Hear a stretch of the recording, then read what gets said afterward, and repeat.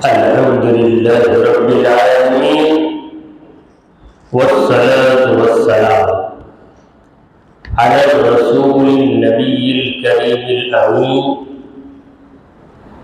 سيدنا ومولانا محمد القوي المتين وعلى آله وصحبه أجمعين إلى يوم الدين. أما بعد، فأعوذ بالله من الشيطان الرجيم. بسم الله الرحمن الرحيم. ليجعل ما يلقي الشيطان فتنة للذين في قلوبهم مرض والقاسية قلوبهم وإن الظالمين لفي شقاق بعيد. صدق اللہ مولانا العظیم. حاضرین محفل اور محترم خواتین، السلام علیکم ورحمۃ اللہ وبرکاتہ. اللہ رب العزت جل وعلا کا ہم پر بے پناہ کرم ہے کہ اس نے ہمیں آقائے نامدار احمد مختار مدنی تاجدار دونوں جہاں کے سردار حضرت محمد مصطفیٰ رسول خدا صلی اللہ تعالی علیہ وآلہ وسلم کی بابرکت امت میں پیدا فرمایا. سامعین کرام، آج کی رات ہمارے اس ہجری سال کی آخری رات 1445 سن ہجری کی آخری رات ہے، اور کل جو رات ہوگی انشاءاللہ 1446 کی پہلی رات ہوگی. اس سال جو بھی گناہ ہم سے سرزد ہوئے، مولا کریم ان گناہوں کو معاف فرما دے، اور آئندہ سال ہمارا ایسا سال بنا دے کہ کوئی گناہ ہم سے سرزد ہی نہ ہو، اور جو نیکیاں رب کے فضل سے اس سال ہم سے ہو گئی وہ ساری نیکیاں درجہ قبولیت کو پہنچ جائیں، اور آئندہ جو سال آنے والا ہے اس سال میں پروردگار ہم کو زیادہ سے زیادہ اتنے سالوں میں جتنی نیکیاں ہم سے ہوئی ان تمام سالوں سے بڑھ کر نیکیاں اس آنے والے سال میں اللہ تعالی ہم سے کروائے. حقیقت میں ہم نیکی کرتے نہیں، کروائے جاتے ہیں. اگر ہم سمجھ لیں کہ ہم نے نیکی کی ہے تو ہم خود کو دھوکہ دے رہے ہیں. وہ کرواتا ہے کر لیتے. قلم کہے کہ میں نے لکھا تو قلم دھوکے میں ہے.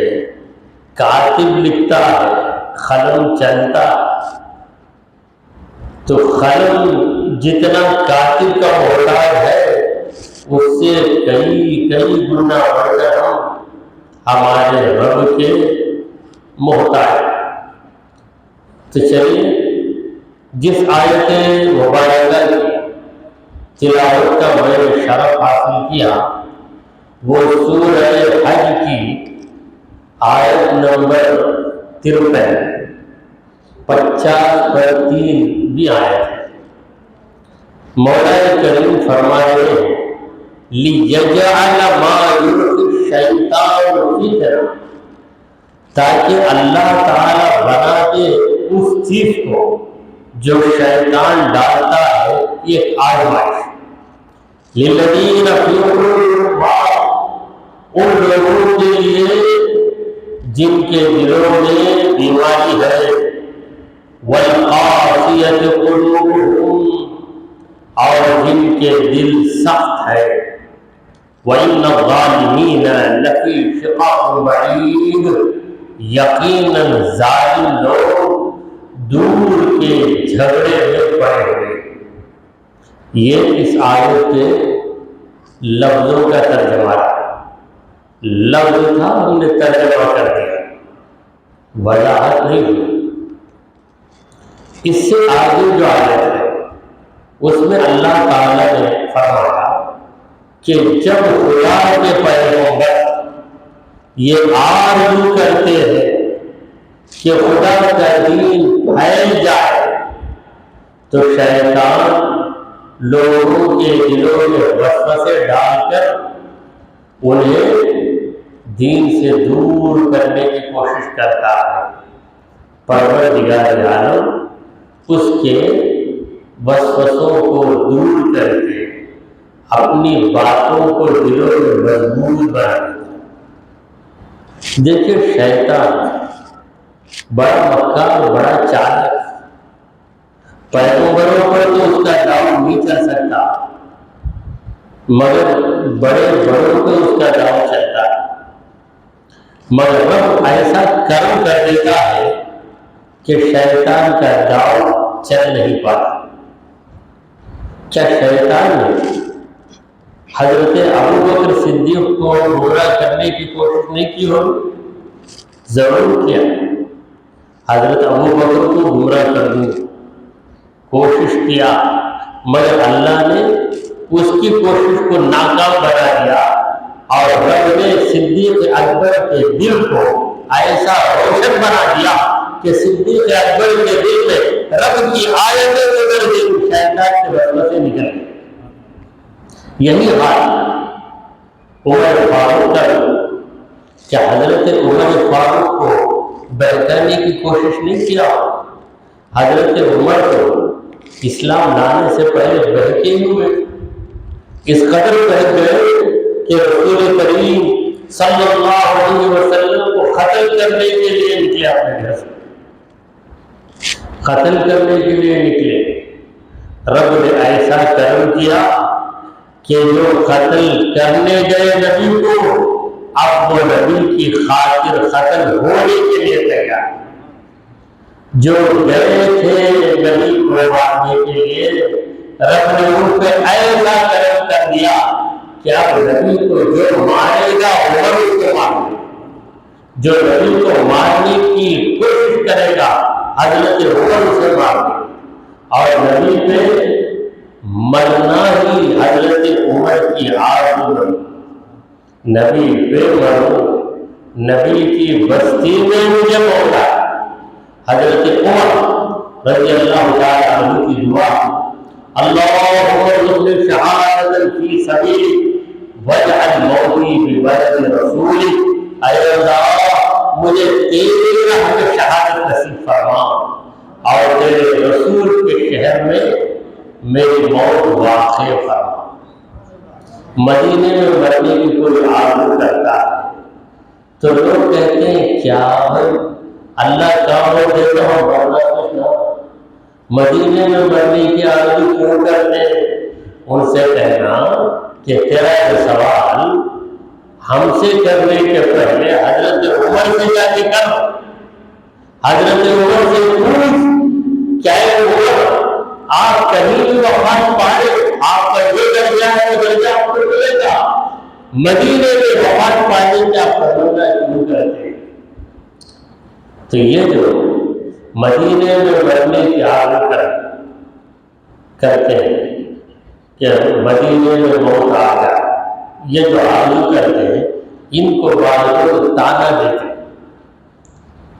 اللہ جہاں دے گا وہ کہیں موت آئے گی، یہ تو ہر لوگ کا عقیدہ، اللہ جہاں موت دے گا ادھر ہی موت آئے گی، ہر لوگوں کا عقیدہ۔ مگر نبی کی محبت، نبی کے شہر کی محبت، نبی کی زمین کی محبت، نبی کی قربت کی محبت، یہ محبت آگے بڑھا دیتی ہے کہ آج وہ دعا کرنے لگتا ہے کہ میرے مولا ایسا کرم کر کہ موت آئے تو دیدار نبی میں آئے، روضہ رسول کے پاس آئے۔ تو شیطان کس کو بہکانے کی کوشش نہیں کرتا، حضرت بلال حبشی رضی اللہ تعالیٰ عنہ کیسے ثابت خیر ہے؟ کیا ان کو شیطان بہکانے کی کوشش نہیں کیا؟ وہ کوشش کرتا ہے، پروردگار عالم کہتے ہیں فَيَنْسَخُ اللَّهُ مَا يُلْقِي الشَّيْطَانُ، شیطان جو وسوسے ڈالتا ہے رب ان وسوسوں کو نکال دے دیتا ہے، باہر کر دیتا ہے۔ ثُمَّ يُحْكِمُ اللَّهُ آيَاتِهِ، پھر اللہ تعالیٰ اپنی آیتوں کو مضبوط کرا دیتا ہے۔ تو خدا کی آیتیں اپنی جڑوں کو پکڑ لیتی، اللہ والے کے دل۔ شیطان زمین کو بگاڑنے کی کوشش کرتا ہے، پروردگار اس کی پھیلائی گئی زندگی کو فوراً نکال کر وہاں پر سجاوٹ کر دیتا ہے، خدا کی آیتوں کی سجاوٹ ہو جاتی ہے۔ تو یہ جو شیطان ہر ایک کو بہکانے کی کوشش کی، حضرت ابراہیم علیہ السلام کو بہکانے کی کوشش کی۔ وہ جانتا ہے کہ ابراہیم بہکنے والے نہیں۔ ابھی حج کا مہینہ، آج ذوالحجہ کی آخری شب ہے، مہینے کا نام ہے حج کا مہینہ، ذوالحج۔ ذو کا معنی ہے والا، ذوالحج حج والا۔ ہم اپنی اردو زبان میں بھی یہ لفظ ذو بولتے ہیں، یہ ذو علم ہے، یہ ذو مال ہے، یعنی علم والا ہے، ذو مال مال والا ہے۔ ذوالحج یا ذی الحج، تو ذی الحجہ حج کا مہینہ۔ تو اس مہینے میں ہم کیا کرتے ہیں، جو لوگ حج پہ جاتے ہیں وہ مینا میں پہنچ کر جمرات پہ کنکر لگاتے، 7 کنکر۔ یہ جمرات یہ مقامات ہیں جہاں پر شیطان نے ابراہیم علیہ السلام کو بہکانے کی کوشش کی۔ یعنی یہ ایسا دلیر ہے کہ بڑے بڑوں سے ٹکرانے کی کوشش کرتا ہے۔ کسی ولی کے پاس گیا تو بات الگ ہے، یہ جلیل القدر پیغمبر کے پاس جا رہا ہے جن کا مرتبہ دوسرے درجے کا ہے۔ پہلا مرتبہ تمام پیغمبروں میں حضرت محمد مصطفیٰ صلی اللہ علیہ وآلہ وسلم کا ہے، اور نبی کریم صلی اللہ علیہ وآلہ وسلم کے بعد دوسرا مرتبہ جو ہے وہ حضرت ابراہیم علیہ السلام کا ہے۔ ان کو بہکانے کے لیے چلا گیا۔ کیسا زبردست ظالم ہے، ہر ایک کے گھر میں جا کے چوری کرتا، IPS کے گھر میں چوری کرنے چلے گئے۔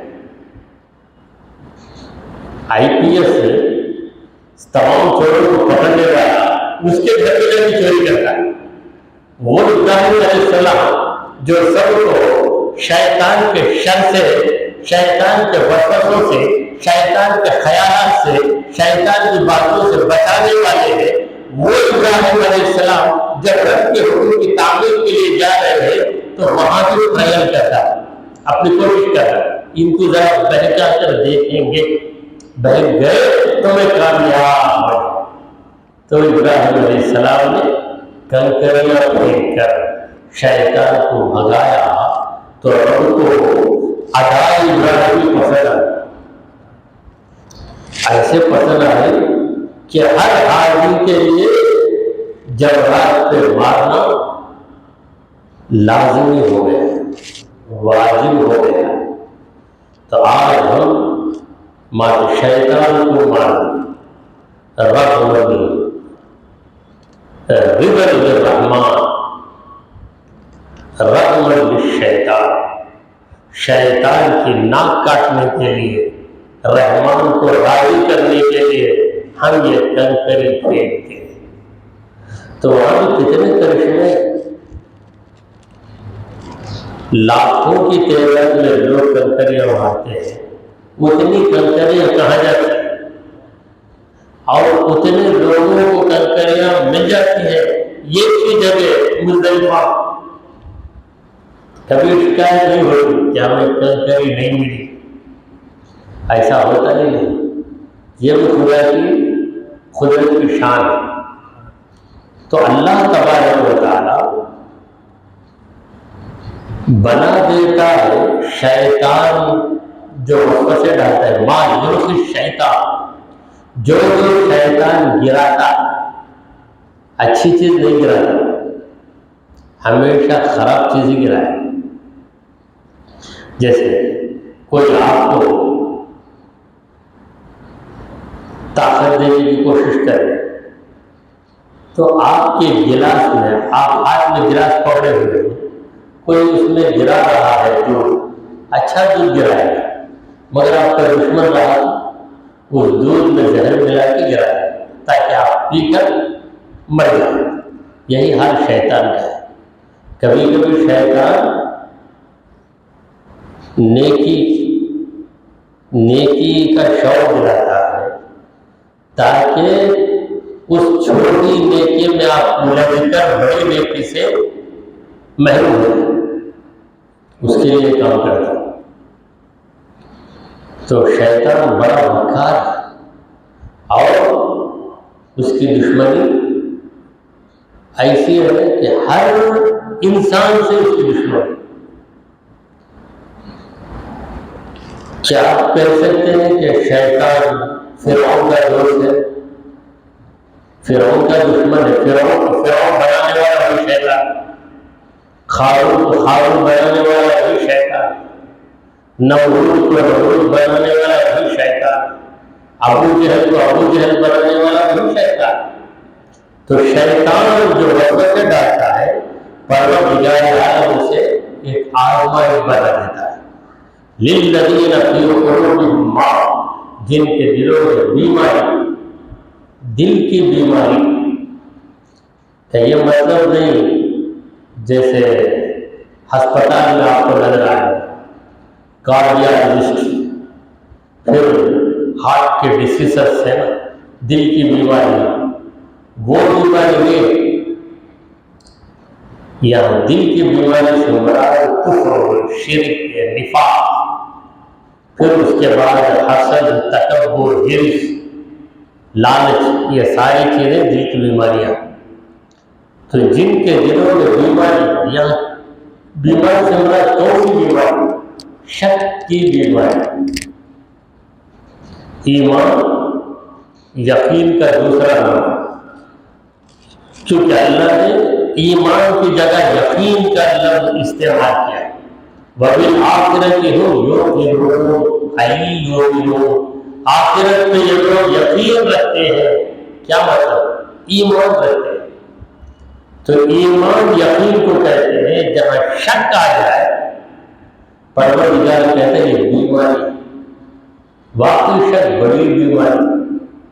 کسی مالک کو نوکر کو شک آ جائے تو پھر بے قرار رہے، یہ صحیح مجھے دے رہا ہے یا نہیں دے رہا ہے. شوہر کو بیوی کو شک آیا تو مصیبت، بیوی کو شوہر کو شک آ گیا مصیبت، دوست کو شک آ گیا تو پھر وہاں سے اطمینان نام کی چیز ختم ہو جائے. اور کسی کو ایسی بیماری ہو جائے شک کی کہ نہ کچھ کھاتا نہ کچھ پیتا، پانی دیتا تو شک ہو جائے اس میں کیا ہے معلوم نہیں ہوگا، پھر رکھ دیتا، پیے بغیر ہوتا، کھانے میں کیا ملا ہے بھائی تمہارے سامنے تیار ہوا، تمہارے گھر کا کھانا ہے، تمہاری بیوی بنے، نہیں کچھ مل گیا رہا تو اس کے جینا حرام ہو جائے. شک تو یہاں شک جو ہے ایمان کی کمزوری. تو جن کے دلوں میں بیماری ان لوگوں کے لیے شیطان کا وسوسہ آزمائش بن جاتا ہے. وہ شیطان کے وسوسے پہ بھروسہ کر لیتے، بھروسہ کرنے کے بعد اللہ کی رحمت سے محروم ہو جاتے. سرکار دو عالم صلی اللہ علیہ وسلم کے مبارک دور جب جہاد کا موقع ہے تو شیطان نے صحابہ کے دلوں میں وسوسے ڈالے. کیا ضرورت ہے تم کو جہاد میں جانے کی، تم مر جاؤ گے تو تمہارے بچوں کا حال کیا ہوگا، تمہاری بیوی کا حال کیا ہوگا، تم ابھی نوجوان ہو، ابھی تمہیں دنیا میں چند سال رہنا ہے، کیوں جا رہے ہو، اتنے دن جہاد کو جا کر آئیں گے، زخمی بنیں گے تو پھر تمہارا کام کیسا سنبھال، ایسے وسوسے ڈالتے۔ تو جو وسوسوں کو مان لیتے وہ کیا ہو جاتے، پیچھے ہو جاتے۔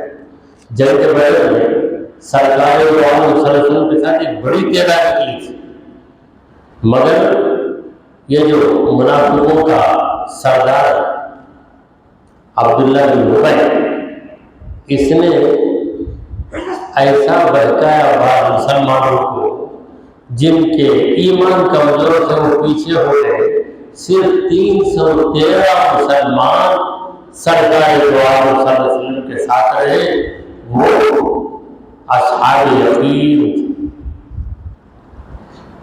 شیطان کے وسوسوں کو رب نے ان کے دلوں سے نکال دیا، پھر ایمان کے نور کو ان کے دلوں میں پھیلا دیا۔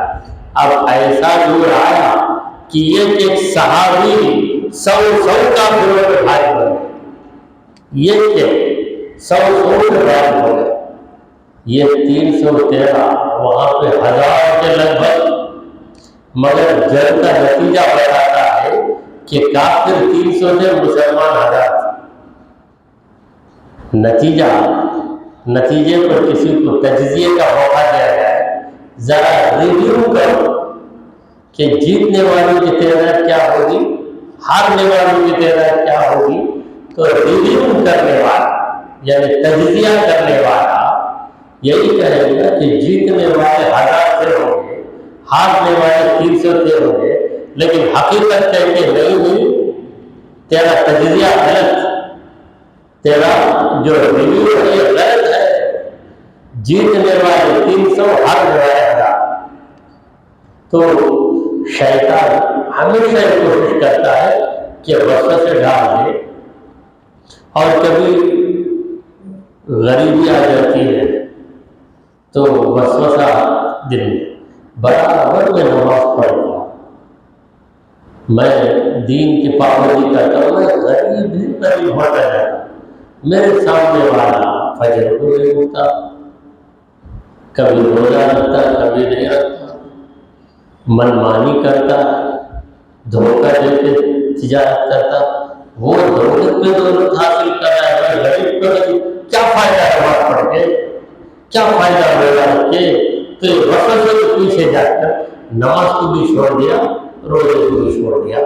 پھر یہ شخص میدان محشر میں آئے گا تو نمازیوں کو، روزے داروں کو انعامات حاصل کرتے ہوئے دیکھے گا تو کہے گا کہ افسوس میں شیطان کی بات مان لی، یا لیتنی لم اتخذ فلانا خلیلا لقد اضلنی عن الذکر بعد اذ جاءنی وکان الشیطان للانسان خذولا۔ انسان دن کہے گا یا لیتنی، افسوس مجھ پر، لم اتخذ فلانا خلیلا، فلاں آدمی کو دوست نہیں بناتا تو بہت اچھا تھا، فلاں کہتے جب اس کا نام پتہ معلوم نہ ہو تو فلاں صاحب آئے تھے،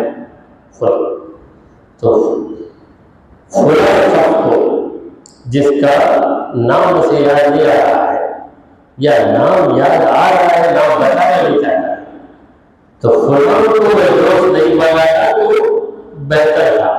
وہ فلاں کون ہے؟ میں کہتا ہوں کہ وہ فلاں شیطان ہے۔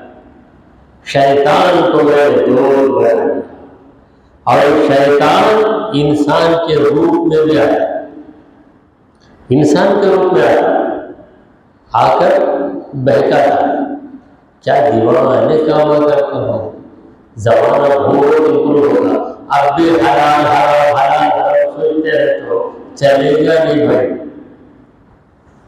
آگے بڑھو بھائی، ترقی کرو، سوچ لے پڑھے تو ہوتا کیا اس زمانے میں، تو اس طرح کی باتیں کرتے ہیں۔ تو شیطان وسوسے جو ڈالتا ہے، یہ وسوسہ آزمائش ہے ان لوگوں کے لیے جن کے دلوں میں ایمان ہے، وہ اس آزمائش میں ناکام ہو جاتا ہے۔ والقاسیتی قلوبہم، جن کے دل سخت ہو گئے، تو پتہ چلا کہ جن کے دلوں میں نرمی ہے، شیطان کا اثر اس دل پہ کم ہوتا ہے۔ جس کا دل سخت ہے، شیطان کا اثر اس دل پہ زیادہ ہو جاتا ہے۔ وَإِنَّ الظَّالِمِينَ، یقیناً ظلم کرنے والا ظالم، لفی شقاق بعید، ضرور وہ لوگ ایسے جھگڑے میں ہیں۔ یہ جھگڑا بہت دور کا جھگڑا ہے۔ دور کا جھگڑا کا مطلب جس کا کوئی فائدہ ہی نہیں، جس کی کوئی بنیاد ہی نہیں۔ تو یہ کافر جو جھگڑا کرتے ہیں، کس بارے میں جھگڑا کرتے ہیں؟ رب کی باتوں میں جھگڑا کرتے ہیں۔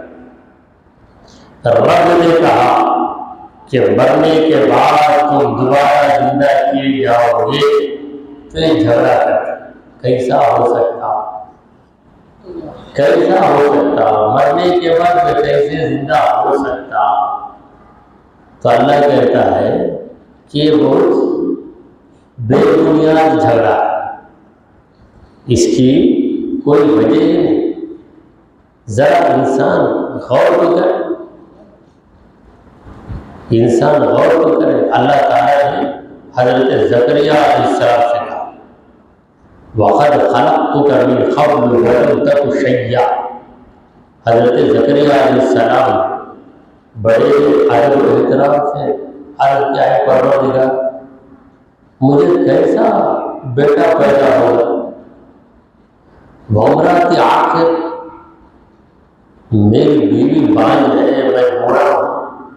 تو اللہ نے کہا وَقَدْ خَلَقْتُكَ مِنْ قَبْلُ، میں جب تجھے پیدا کیا، وَلَمْ تَكُ شَيْئًا، کچھ بھی نہیں کیا، جیسے تجھے پیدا کیا اسی طرح تجھے اولاد بھی دوں گا۔ جس طرح پہلی بار پیدا کیا دوبارہ بھی وہی پیدا کرے گا۔ أَوَلَيْسَ الَّذِي خَلَقَ السَّمَاوَاتِ وَالْأَرْضَ قَادِرٌ عَلَىٰ أَن يَخْلُقَ مِثْلَهُم، جس نے آسمان اور زمین کو پیدا کیا، کیا اس کے پاس یہ قدرت نہیں ہے کہ دوبارہ ان کو پیدا کرے؟ تو یہ جو جھگڑے کرتے ہیں کافر، ان کے جھگڑے بے بنیاد جھگڑے ہیں۔ وَلْيَعْلَمَ الَّذِينَ أُوتُوا الْعِلْمَ، اور یہ جو شیطان کے وسوسے ہیں، ان وسوسوں کے ذریعے علم والے جان لیتے ہیں۔ جن کو علم دیا گیا، جن کو علم دیا گیا وہ پرکھ لیتے ہیں کہ یہ شیطان کی طرف سے اَنَّهُ الْحَقُّ مِن رَّبِّكَ، کہ یہ جو قرآن کی آیت ہے یا رب کا حکم ہے، یہ حق ہے، تمہارے رب کی طرف سے ہے۔ تو پرکھنے کی صلاحیت اللہ تعالیٰ علم والوں کو دیتا ہے، اور علم والوں کے بارے میں اللہ نے بڑی لطیف بات بتائی، توجہ کے قابل بات۔ اللہ نے یہ نہیں کہا کہ الذین نالوا العلم، جن لوگوں نے علم کو حاصل کیا، یہ نہیں کہا الذین اوتوا العلم، جن کو علم دے دیا گیا۔ پتہ چلا کہ تم علم خود حاصل نہیں کرتے، رب تم کو علم سے نواز دیتا۔ ہمیں علم دیا گیا، ہم نے علم حاصل کیا، یہ بھی غلط بات ہے۔ ہم کو علم دیا گیا، میں نے کیا یہ کہنے کے بجائے میں کروایا گیا، یہ تو میں نماز پڑھا، بات تو صحیح ہے، شریعت کے حد تک صحیح ہے۔ اہل طریقت کہیں گے کہ میں پڑھا، کہہ رہا ہے، یہ دعویٰ کرتا ہے کہ تو بھی کرنے کی طاقت رکھتا ہے، طاقت تو ان کی ہے لیکن یہ طاقت تو خود کے لیے ثابت کر رہا ہے. کیسا مومن ہے تو؟ ارباب روپے خرچ کریں گے کہ میں کرتا نہیں، میں کروایا جاتا، مجھ میں کرنے کی طاقت کہاں ہے؟ اس نے کروا لیا. جب اس نے کروا لیا تب مجھے فخر کرنے کا حق نہیں ہے بلکہ شکر کرنا میری ذمہ داری. فخر کرنے والا اکڑتا ہے، شکر کرنے والا جھک جاتا ہے. شکر کرتے ہوئے جھک جاتا ہے کہ میرے رب تو نے کرم کیا، میں نے کر لیا، میں نے کہاں کیا تو نے کروا لیا مجھ سے. تو جو علم والے ہوتے ہیں علم کو اللہ تعالیٰ نے بڑا درجہ دیا. الذین اوتوا العلم، جن کو علم عطا کیا گیا وہ لوگ ان وسوسوں کے ذریعے جانے، یعنی جس قدر شیطان وسوسے ڈالتا ہے اسی قدر ان کا ایمان اور مضبوط ہو جائے. جب صحابہ پر ایسا موقع آیا کہ کافروں کی ساری جماعتیں مل کر مومنوں پہ حملہ کرنے کے لیے تیار ہو، اور اس جنگ کو کہتے ہیں جنگ احزاب. احزاب کا معنی ہے پارٹیاں، پارٹی کو حزب کہتے ہیں، حزب حزب حزب، اس کی جمع ہے احزاب، یعنی کئی جماعت، ساری جماعتیں مل گئی. اب منافق شیطان منافقوں کے ذریعے وسوسے ڈالتا، تو منافقوں نے آ کر مومنوں سے کہا ان الناس قد جمعوا لكم فاخشوهم، یقیناً لوگوں نے تمہارے لیے بہت سی تیاریاں کی ہیں اور بہت سے ہتھیار جمع کر لیے. جمعوا لكم، تمہیں مارنے کے لیے بہت کچھ انہوں نے سامان جمع کر لیا ہے. فاخشوهم، لوگوں سے ڈرو، اے مسلمانوں لوگوں سے ڈرو. پروردگار کہتے ہیں فزادہم ایمانا، اس وسوسے والی بات نے صحابہ کے ایمان کو اور زیادہ فزادہم ایمانا وقالوا، نے کہا حسبنا اللہ، اللہ ہمارے لیے بس ہے. ساری دنیا ایک طرف ہو جائے ہمیں اس کی پرواہ نہیں ہے. حسبنا اللہ، اللہ ہمارے لیے بس ہے. ونعم الوکیل، وہ بہترین کارساز ہے. کارساز کا معنی کیا ہے؟ کام بنانے والا. اور دوسرا معنی ہے کارساز، کار بنانے والا. وہ جو کار ہے چار چاک والی وہ کار نہیں، ہر کام کو ہم کار ہی کہتے ہیں. جو کام ہی نہیں کرتا اسے ہم کہتے ہیں بیکار. یہ بیکار، میں بیکار، میرے پاس کار نہیں ہے تو میں بیکار، یہ دنیا والے کہتے ہیں. لیکن اصل میں بیکار کا معنی ہے جو کام نہیں کرتا. اور اللہ کیا ہے؟ کارساز، کام بنانے والا. جلال الدین رومی رحمۃ اللہ علیہ فرماتے ہیں کارساز ماں بفکر کارواں، کارساز ماں بفکر کارواں، فکر ماں در کارواں آزاد ماں. سننے میں بڑا بڑا ملتا ہے، سمجھ میں نہیں آتا ہے.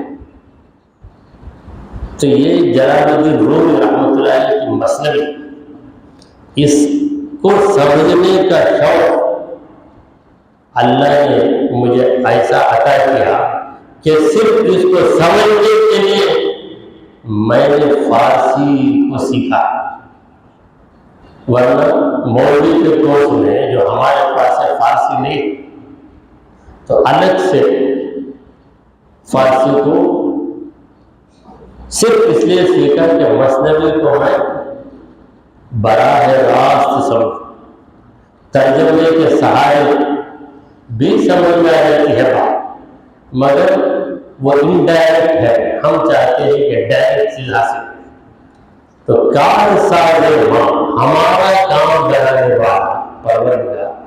بفکر کائنہ، ہمارے کام کی فکر میں، کام بنانا اس کا ذمہ ہے، کام کیسے بنانا وہ تدبیر کرے گا۔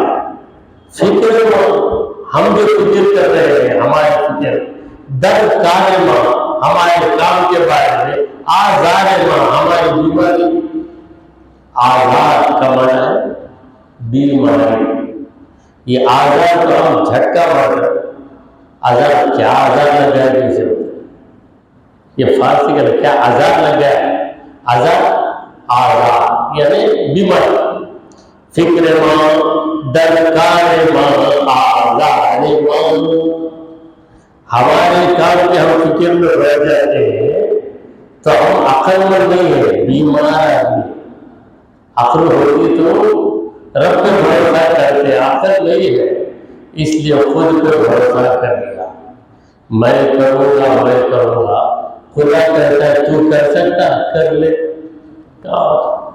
مولا میں نہیں کر سکتا تو کروا لے، چل لے کروا لے، کام خود بخود رب کی عنایت سے کام خود بخود بڑھ جاتا ہے۔ تو جو لوگ ان سے نوازے گئے وہ جانتے ہیں کہ یہ حق ہے تمہارے رب کی طرف سے، اللہ حق من ربک فیؤمنوا بہ، تو وہ ایمان لاتے ہیں رب کی بات پر، وسوسوں کی طرف توجہ نہیں دی جاتی ہے، فتخبت لہ قلوبہم، پھر ان کے دل رب کے حکم کے آگے جھک جائے، جسم بعد میں جھکے دل پہلے جھک جائے، رکوع بعد میں ہو خشوع پہلے ہو، رکوع جسم کے جھک جانے کو رکوع کہتے ہیں، دل کے جھک جانے کو خشوع کہتے ہیں۔ قد افلح المؤمنون، مومن کامیاب ہو گئے، الذین هم فی صلاتہم خاشعون، جو اپنی نمازوں میں خشوع کرتے، جسم سے پہلے دل جھکے، جسم تو جھک گیا، دل اکڑ کر ہی کھڑا ہے، فائدہ کیا ہے؟ اس نماز سے کیا فائدہ ہے جس نمازی کا دل نہیں جھکا؟ فَتُخْبِتَ لَهُ قُلُوبُهُمْ، ان کے دل رب کے حکم کے آگے جھک جاتے ہیں۔ وَإِنَّ اللَّهَ لَهَادِ الَّذِينَ آمَنُوا، یقیناً اللہ راستہ دکھانے والا ہے مومنوں، یقیناً اللہ مومنوں کو راستہ دکھائے گا، اِلَىٰ صِرَاطٍ مُسْتَقِيمٍ، سیدھا راستہ دکھائے گا، جو راستہ رب کا پسندیدہ ہے وہ تیرا راستہ ہے، بلکہ سیدھا راستہ، اسی راستے کے ہم فریاد کرتے ہیں کہ اہدنا الصراط المستقیم، اے پروردگار سیدھے راستے پر ہمیں قائم رکھ، صراط الذین انعمت علیہم، ان لوگوں کا راستہ جن پر تو نے نعمت پہنچا ہے، یعنی تیرے مقبول بندوں کا راستہ، تیرے نبیوں کا راستہ،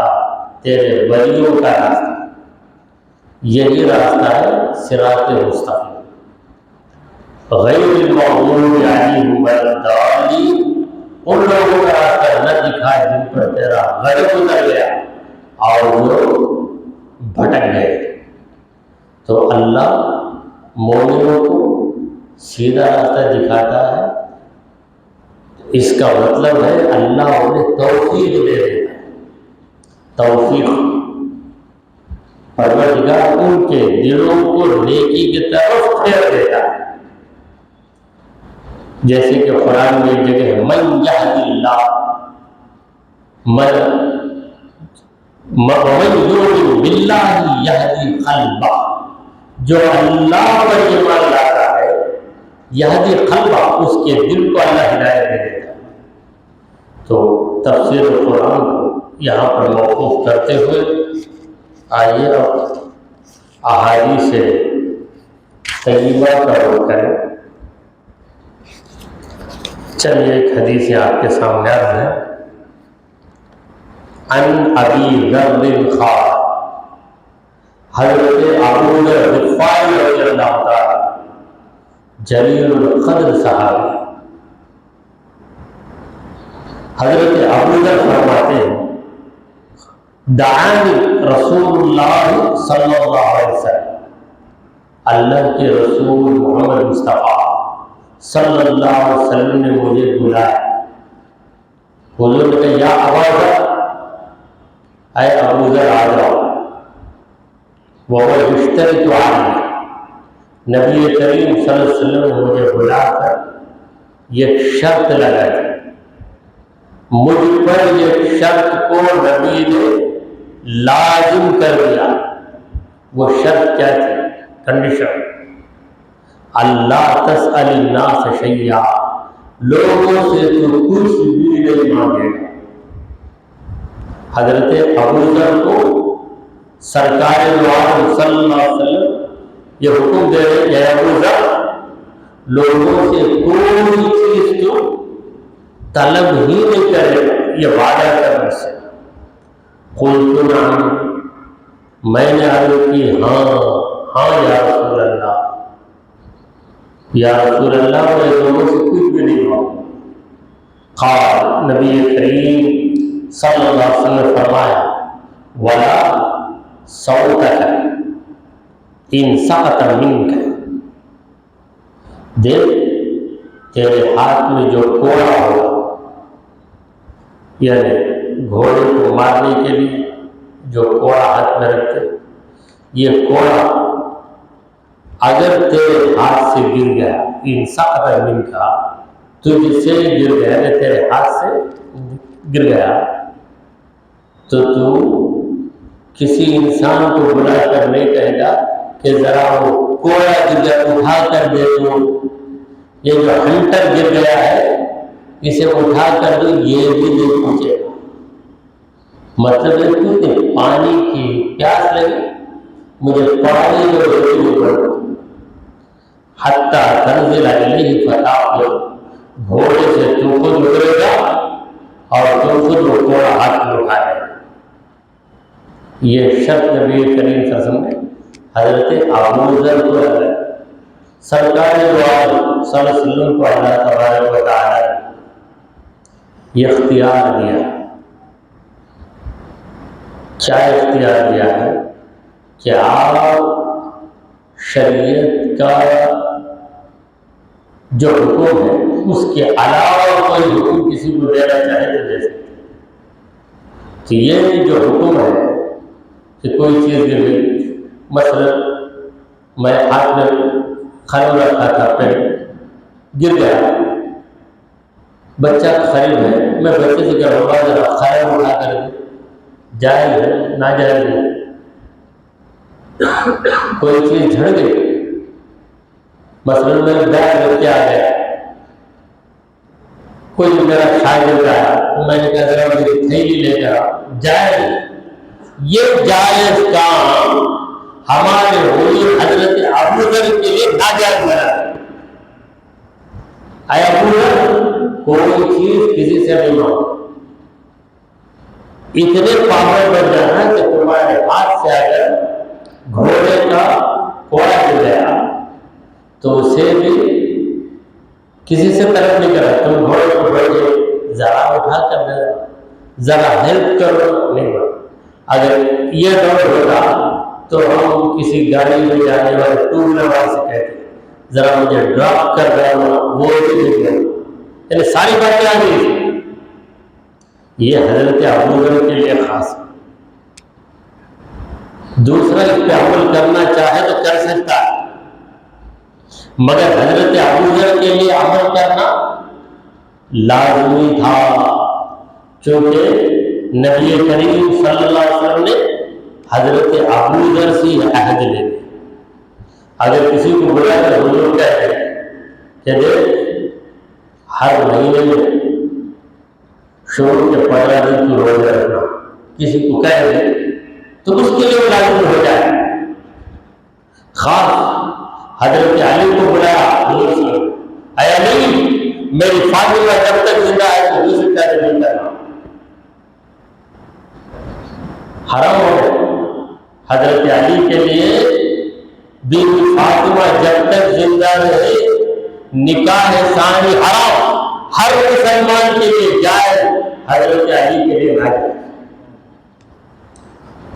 حضور اکرم صلی اللہ علیہ وسلم نے حکم دے دیا، جب بی بی فاطمہ الزہرا رضی اللہ عنہا کا انتقال ہو گیا، اس کے بعد حضرت علی نے نکاح کیا، بی بی فاطمہ کی بھانجی سے بھی نکاح کیا، امامہ سے آپ نے نکاح کیا، تو دوسری عورتوں سے بھی آپ نے نکاح کیا۔ شریعت میں تو جائز ہے بیک وقت 4 بیویاں رکھنا، کسی صحابی کو حضور نے حکم نہیں دیا، کسی داماد کو بھی حکم نہیں دیا، مگر خاص حضرت علی کو بلا کے کہا کہ اے علی، جب تک میری فاطمہ ہے تم دوسرا نکاح نہیں کر سکتے۔ اور بی فاطمہ الزہرا رضی اللہ عنہا یہ حضور اکرم صلی اللہ علیہ وسلم کے انتقال کے 6 مہینے بعد انتقال کر جاتے۔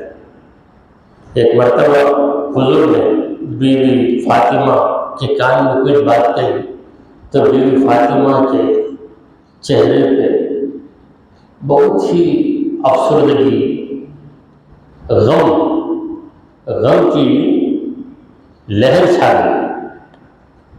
پھر کچھ ہی دیر کے بعد، چند منٹوں کے بعد شاید حضور نے پھر کچھ کہا تو بی بی فاطمہ کے چہرے پہ سکون آ گیا۔ تو بی بی فاطمہ سے پوچھا گیا کہ اے فاطمہ، نبی نے تم سے پہلے کیا کہہ دیا، بعد میں کیا کہہ دیا؟ تو کہنے لگی میرے ابا جان نے کہا کہ اے فاطمہ میرا وقت آ گیا ہے۔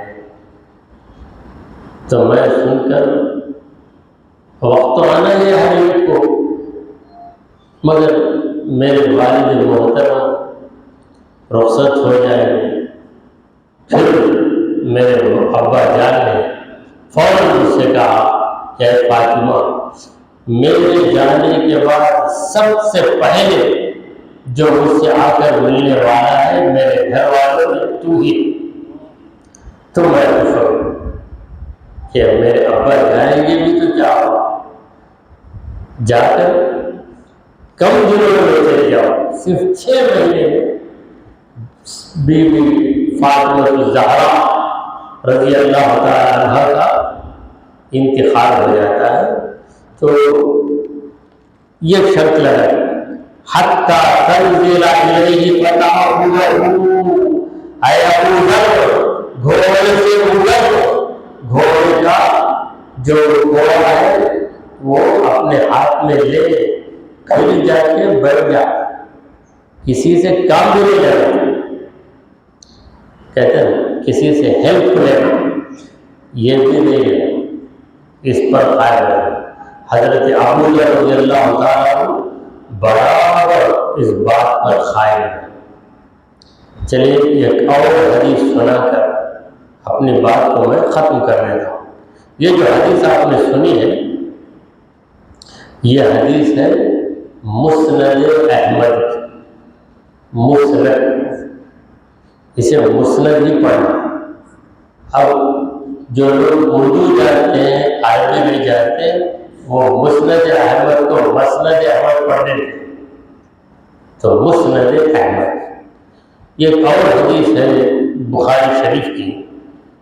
اللہ کے پیارے نبی محمد عربی صلی اللہ تعالی علیہ وآلہ وسلم نے فرمایا لو کان لی مثل احد ذهبا، اگر میرے پاس احد پہاڑ کے برابر سونا ہوتا، سونا یعنی گولڈ، کیونکہ سونا یوں کہوں تو دوسرا معنی بھی ذہن میں آ جاتا، اب جانا ہے گھر میں، پھر کھانا ہے، پھر سونا، وہ سونا نہیں، یہ ہے سونا جس کی محبت میں ہر عورت مبتلا ہے۔ شوہر سے جھگڑا، کیونکہ شوہر سونا طلب کرتا ہے، ضرورت کے وقت پر شوہر کہتا ہے کہ میں ضرورت مند ہوں، میری مدد کرو، تو یہ عورت کیا کرتی؟ مدد کرنا میں آئے دن میں جی بھر کے دیتے تھے میرے زیورات کو، کل پورے زیورات کے حوالے کر دیتے، کل شام تو جب شوہر جاتا کام پر تو سارے زیورات پیک کر کے ماں کے گھر کو چڑھا جاتے، پھر جب شام کو آیا تو نہیں گھر کیا میں چلی گئی، امی کا دل کیسا کہ ہوا بیکار چلی، شام کو کہاں بجے نہیں ہے، امی کے گھر میں رکھ گئے۔ اب وہاں سے جھگڑا، اب شوہر عقل مند ہے تو سمجھ لیتا میری بیوی مجھ سے محبت کم کرتی ہے، پیلے ٹکڑوں سے محبت زیادہ کرتی ہے، سمجھ جاتا، سمجھ کر خاموشی اختیار کرنا۔ اگر ایسا نہیں ہو تو بھی ظالم ہے تو ضرور کرنا شروع کر دے گا، لے کر آ زیور، تیرا کیا میرا، میں مرد نہیں تیرا، تو مرد ہے تو خرچ کرنا تیری ذمہ داری، مگر بیوی کی چیز تو طلب کرتا ہے۔ یہ طرف اس کا ظلم یہ رہا کہ اپنے شوہر سے بڑھ کر اسے وہ دھات پسند آ گیا جسے پانی میں گھول کر پی بھی نہیں سکتی، بھوک لگے تو کھا بھی نہیں سکتی، ہاں بیچ سکتی ہے، کوئی خریدنے تیار نہیں، سونا ہے ڈھیر سارا، کوئی خریدنے تیار نہیں، تو پھر سونا رکھ کے کریں گے کیا؟ تو بہرحال سونا اس کی ویلیو پہلے سے چلے آ رہی ہے، سونے کی ویلیو۔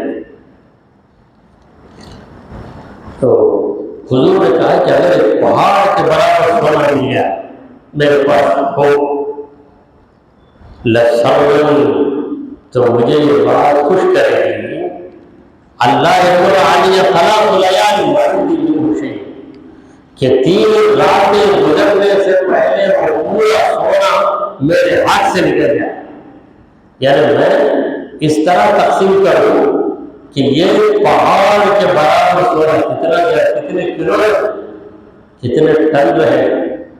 اگر کسی کو کہہ دیا جائے کہ یہ پہاڑ کے برابر سونا تمہارے نام کر دیتے ہیں، مارے خوشی کے پھولے کا سمائے گا، دل پھول کر بھر جائے، ختم ہے، اتنا خوش ہو جائے، یہ پہاڑ کے برابر سونا مجھے مل جاتا ہے۔ سرکار دو عالم صلی اللہ علیہ وسلم فرمائے اگر پہاڑ برابر سونا میرے ہاتھ میں آ جائے تو میں 3 دن کے اندر اندر اسے خرچ کر دوں، اللہ شیء مرسلہ دے، مگر اتنا ضرور بچا کے رکھوں گا، کتنا ضرور بچا کے رکھوں گا۔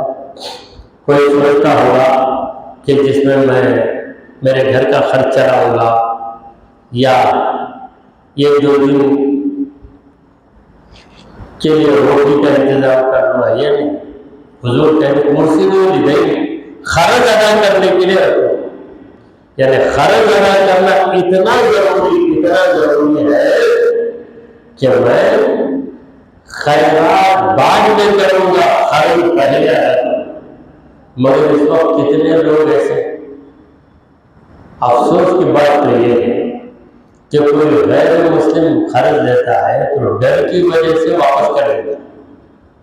ہمارا مومن بھائی، اس کی امانت داری اتنی مر چکی ہے کہ قرض لے کر ہمارے سامنے فضول خرچی کرتا، مگر ہم سے جو قرض لیا ہے کوئی نہیں دیتا، پوچھے تو ہنستا۔ کیوں میں ہنستا؟ قرآن میں اقرض اللہ قرض حسنا، قرض لے لینا حسن، پوچھے تو ہنسنا ہوگا ایسا۔ تو اقرض اللہ قرض حسن کا معنی کیا ہے؟ اللہ کو خرچ اور اچھا خرچ، یعنی اللہ کی بارگاہ میں اللہ کی راہ میں تم جو بھی خرچ کرو گے وہ خرچ کی طرح قائم رہے گا، وہ برابر تم کو عطا کیا جائے گا۔ تو سرکار دو عالم صلی اللہ علیہ وسلم ہر جگہ قرض ادا کرنے، قرض ادا کرنے پر بہت زور دے رہے ہیں۔ آج حضور کی امت کے اکثر افراد کسی بیماری میں مبتلا ہے، ایسا ہے کہ نومبر یہ 2000 روپے دے دیں، میں 4 دن میں دے دیتا ہوں۔ ٹھیک ہے، اتنا تڑپ رہے، دے دیے۔ 4 دن گئے، 8 دن گئے، 12 گئے، آپ جو ہے ضرب دیتے ہیں نا، 4 into 2 یہ 4 جاتی ہے، 12 سجاتے ہیں نا، پورا پہاڑ پر دے کر 400 دن ہو جائیں گے، سال ہو جائے گا، پھر اس کے بعد پوچھے تو دے تو گئے، ہم دے دیتا ہوں، تمہیں روز 1 روپیہ دے بھی ہو جائے گا، نہیں دیتے۔